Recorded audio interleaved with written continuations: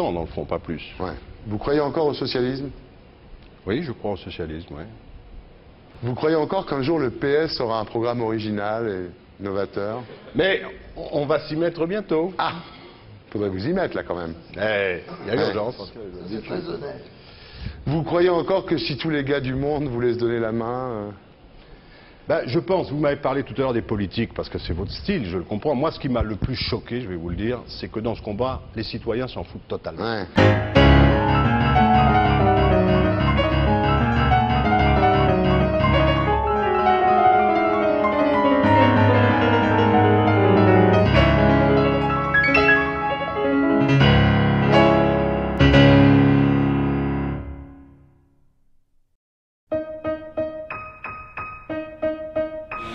Aujourd'hui, je pourrais dire que je suis un peu dans un statut entre guillemets marginal, parce que j'ai pas vraiment, j'ai pas d'aide réellement, quoi. Je suis pas réellement pas aidé, quoi. Je dors à la Belle Étoile, dans mon duvet. J'ai où prendre ma douche, j'ai où déjeuner, j'ai où dîner, j'ai de quoi dîner, parce que j'arrive toujours à rencontrer des personnes très ouvertes qui comprennent tout à fait mon choix de vie.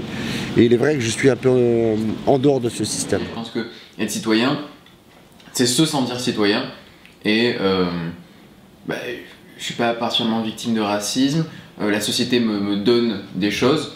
Je sais que j'ai le droit à des aides que je vais toucher cette année par rapport à l'appart que je loue, que j'ai le droit à des cours, à des aides sociales. Voilà, la société me donne quelque chose et je pense aussi lui rendre.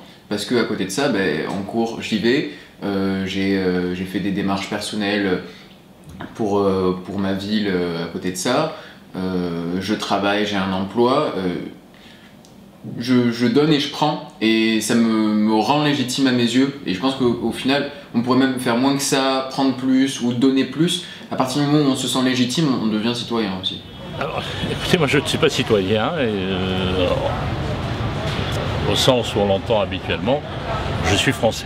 Donc j'habite un pays que j'aime, dans lequel je m'intègre, bien que né de parents qui n'étaient pas forcément français, d'ascendance française. Donc j'ai adopté ce pays, j'ai adopté son histoire, avec ses défauts et ses qualités. Je milite pour que la France continue à apporter ce qu'elle a toujours apporté, c'est-à-dire des valeurs de culture, des valeurs spirituelles, des valeurs de liberté au pluriel, au monde. J'ai vu une citation l'autre jour, bon là je l'ai pas... mais il y a quelqu'un qui remettait en cause par exemple le fait d'être patriote. Bon, je sais que c'est pas tout à fait la même chose, qui trouvait ça absurde de revendiquer quelque chose qu'on n'a pas choisi.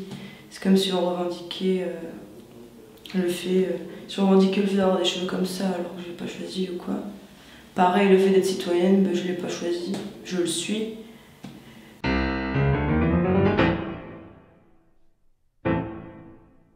Moi, je suis fondamentalement de gauche. Voilà, nous ne sommes pas dans un pays de gauche en ce moment, loin, loin, loin s'en faut. Nous sommes dans un pays qui pour moi est très à droite.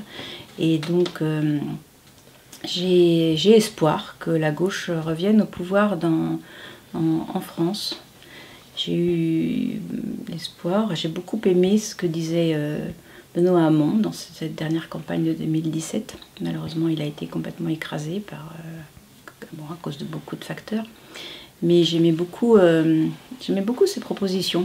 Je trouvais que ça correspondait pas mal à ma vision des choses. Je suis pas du tout branché politique, je suis pas du tout intéressé par ça au final.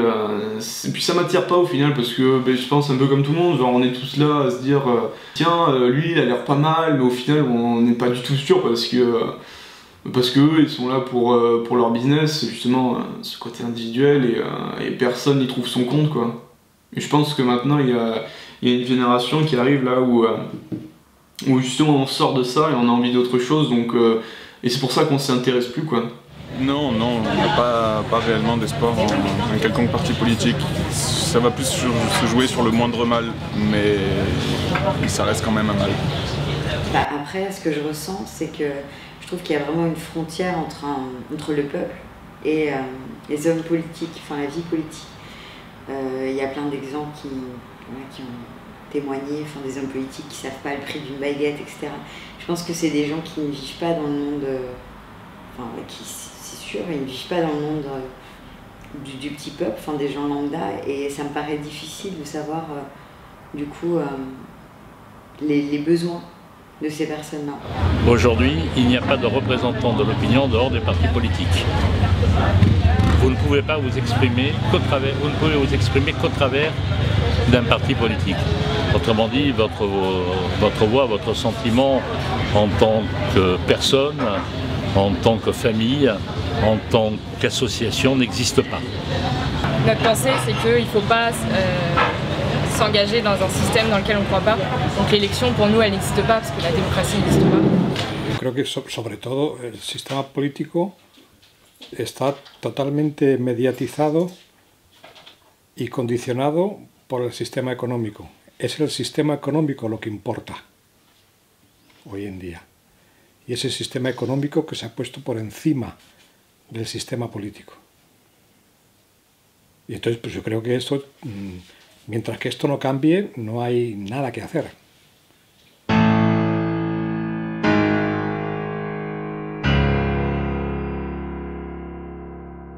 D'abord, il faut dire que nous, à la Ligue des droits de l'homme, on se bat sur tous les droits.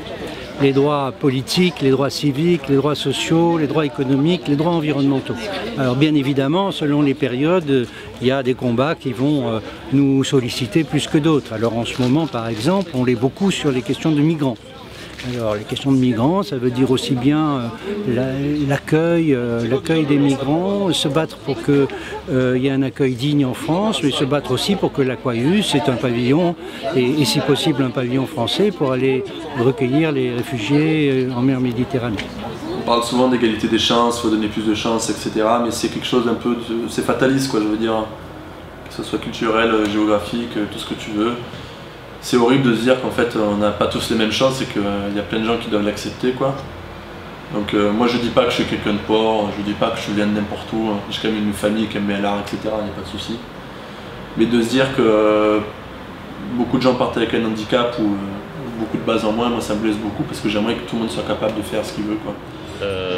Aujourd'hui, on sait que l'élection présidentielle et toutes les élections en général ne peuvent se gagner qu'à force de millions d'euros ou de millions de dollars. Lorsque vous vous rendez compte de ce que coûte une élection présidentielle ou une élection même locale, alors on dit ça, c'est le prix à payer de la démocratie, mais finalement la démocratie devient le souverain qui coûte le plus cher au monde. Moi, ce qui me révolte, c'est de voir déjà un ministre se mentir à l'Assemblée nationale auprès des siens déjà, de son propre parti politique, dans un premier temps, ensuite dans un second temps auprès de son peuple qui a voté pour lui, et puis ensuite qui se retrouve avec un ténor du barreau qui est maître Dupond-Moretti, que je connais personnellement, et qui refuse d'aller en prison.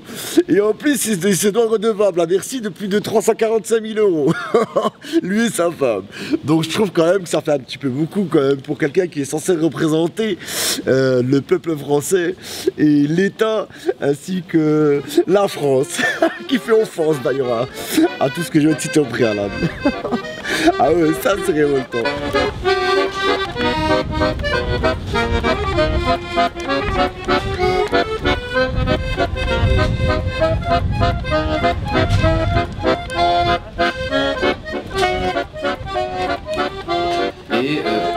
Et ça me fait un peu peur d'imaginer une révolte communiste, une révolte anarchiste. Allez, on change tout, on balaye notre société maintenant, on va créer quelque chose de plus juste. Parce que je pense que on n'arrivera pas à créer quelque chose de plus juste. Pour moi, l'utopie, c'est la vision d'un monde idéal qui n'existe pas. Et c'est comme un résultat final pour moi, l'utopie. Et moi, je pense plutôt à les moyens qu'on pourrait mettre en place, déjà, pour que ça change. Et pas un modèle. Pour moi, c'est plus qu'une utopie, c'est une espérance pour la France. La monarchie, c'est c'est le système qui a fait la France en 1000 ans et la République, quand on voit qu'on en est déjà à la 5e République et à quel point elle est instable déjà. Je pense que le plus dur, ça va être de changer l'opinion publique. Ils ont tous en tête une idée de la monarchie qui est vieille, ringarde, désuète, alors que c'est quelque chose de complètement contemporain, enfin, qui pourrait parfaitement s'appliquer aujourd'hui. Lo que a mí me gustaría sería conseguir el socialismo. Y eso sí se puede conseguir. O sea que no es para mí no es una utopía. Para mí tampoco es una utopía, por ejemplo, poner un sistema económico diferente del capitalismo. Es totalmente realizable. Moi, je ne cherche pas l'utopie, là, je cherche la réalité, c'est-à-dire que je voudrais construire une autre réalité que celle d'aujourd'hui. Une réalité d'une société d'où serait banni l'essentiel des discriminations et des inégalités, où le vivre ensemble prendrait du sens. Voilà, pour moi, ce pourquoi je me bats, c'est pas utopique du tout, je pense que c'est une histoire de lutte et je veux contribuer à ces luttes. Donc la chrétienté te fait grandir dans une idée que tu as quelque chose à accomplir et un but dans ta vie.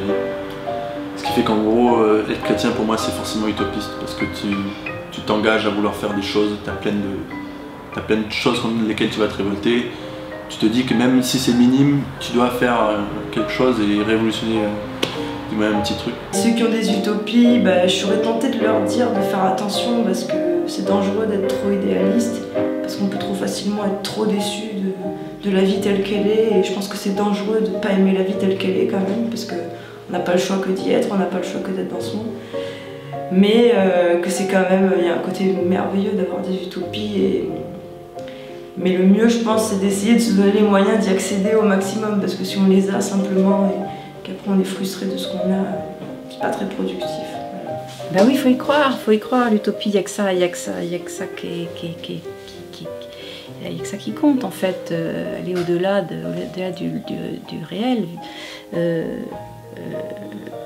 penser que les choses sont possibles, même si elles ont l'air impossibles, mais toujours essayer de rendre les choses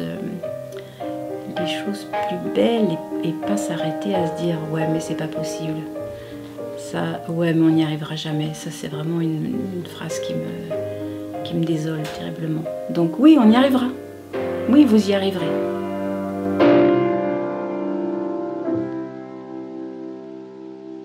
Non, moi je pense qu'il faut juste suivre ses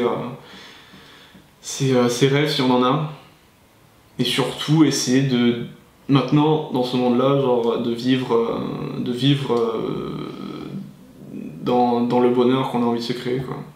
Si vous prenez des personnes, vous leur faites faire une petite tâche qui est moindre dans un atelier quelconque que vous avez, ou un atelier, ou selon ses centres d'intérêt, ou du dessin, de la peinture, s'occuper des personnes âgées, s'occuper des enfants, je veux dire, c'est pas grand-chose, c'est avoir une présence, pouvoir communiquer, dialoguer, arriver à se sociabiliser avec les autres, et pas vivre de manière reclue et exclue, et d'avoir la possibilité de pouvoir ensuite avoir de quoi manger à sa faim et comme les autres, eh bien je crois que ça c'est pas la mer à boire pour moi. Il y a plein de possibilités. Moi je pense que c'est mieux de croire aux utopies que de croire qu'il n'y a rien à faire et de se complaire dans la situation existante.